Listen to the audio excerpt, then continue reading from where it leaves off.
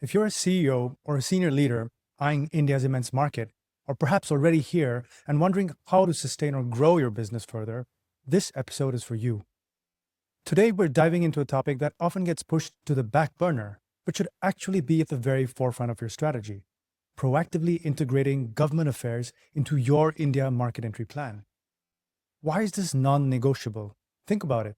Whether you're a manufacturer looking to set up a new plant, a cutting edge tech firm dealing with data regulations, or a healthcare company navigating local licensing and pricing, your success in India isn't just about market demand or product innovation. More often than not, it's fundamentally tied to the policy environment, the regulatory framework, and your ability to engage effectively with key government stakeholders. In India, the government isn't just a distant regulator. It's a critical partner, a potential customer, and a powerful influencer of market conditions. Ignoring this reality is like trying to navigate a dense forest without a map or a guide. So, how do you make government affairs a cornerstone of your strategy from day one rather than a reactive firefighting exercise? That's exactly what we'll cover in this video. Now, many companies make a critical mistake. They treat government affairs as a reactive function. They think we'll deal with regulations once we're here, or government relations is just for lobbying when we hit a problem. This couldn't be further from the truth, especially in India. Consider these scenarios: unexpected import duties, local content requirements, or licensing hurdles. Think about sudden changes in FDI norms, environmental regulations, or even industry-specific incentives that swing the market. Then there are land acquisition challenges, or the crucial point of competitive disadvantage, where your competitors are already engaging and shaping policies that favor them. These aren't just minor irritants. They can derail your entire investment. The first step in this playbook is a mindset shift for the CEO and the leadership team. You need to move from reactive to proactive. Don't wait for problems, anticipate them. Next, shift from cost center to value creator. See government affairs as an investment that protects your assets and unlocks opportunities. Finally, transform it from legal compliance to strategic partner. Elevate it to a core strategic function integrated with business development and sales. This means putting government affairs on the agenda from the very first market entry discussions, right alongside finance, legal, and HR. Now let's break down the playbook into actionable phases. The first is phase 1, pre-entry and due diligence, or the intelligence gathering phase. First, we need to do a policy landscape mapping. Before you even set foot in India, you need to understand the existing regulatory framework for your industry. What are the current FDI policies? What are the key licenses required? Are there any prohibitive restrictions? This isn't just reading the law, it's about understanding the spirit of the law and its practical application. For manufacturing, for instance, understanding PLI, the production-linked incentive schemes, could fundamentally alter your investment decision. Next, there's stakeholder identification. Who are the key government ministries, departments, and regulatory bodies relevant to your business? Don't forget state-level governments. India is a federal structure, and states have significant power. Identify key industry associations and think tanks as well. Finally, do a risk and opportunity assessment through a government affairs lens.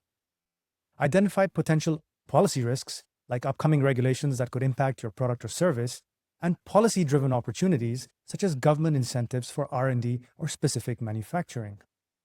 This informs your entire business case.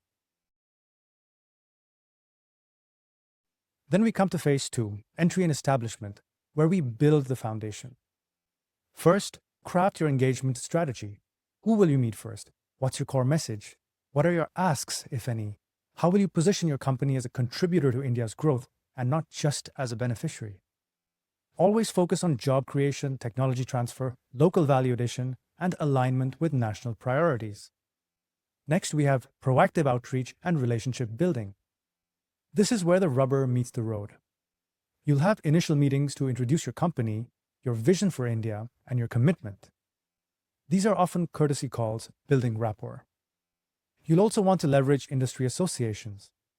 Joining relevant chambers of commerce and industry bodies provides excellent platforms for collective advocacy and gaining insights.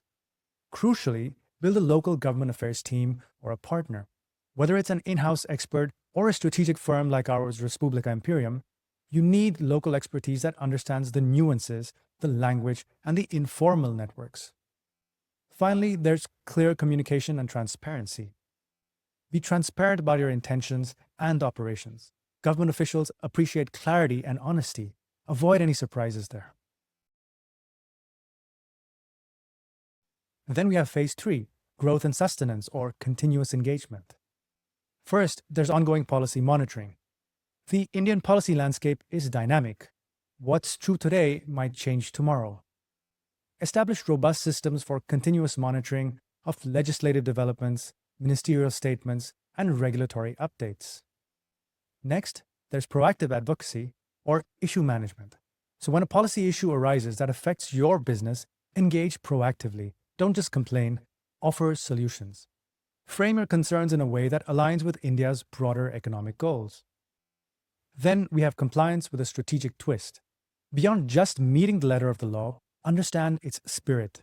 Use compliance as an opportunity to showcase your commitment to responsible business practices, which can build trust and open doors for future engagement. Finally, there's CEO leadership and face time. As CEO, your personal involvement is critical. Your presence sends a strong signal of commitment. Attend key industry events, meet with relevant officials, and be seen as an active participant in India's growth story. This reinforces the strategic importance of government affairs for your entire organization. Following this playbook isn't just about avoiding pitfalls, it actively creates value. It means de-risking your investment by minimizing policy and regulatory surprises.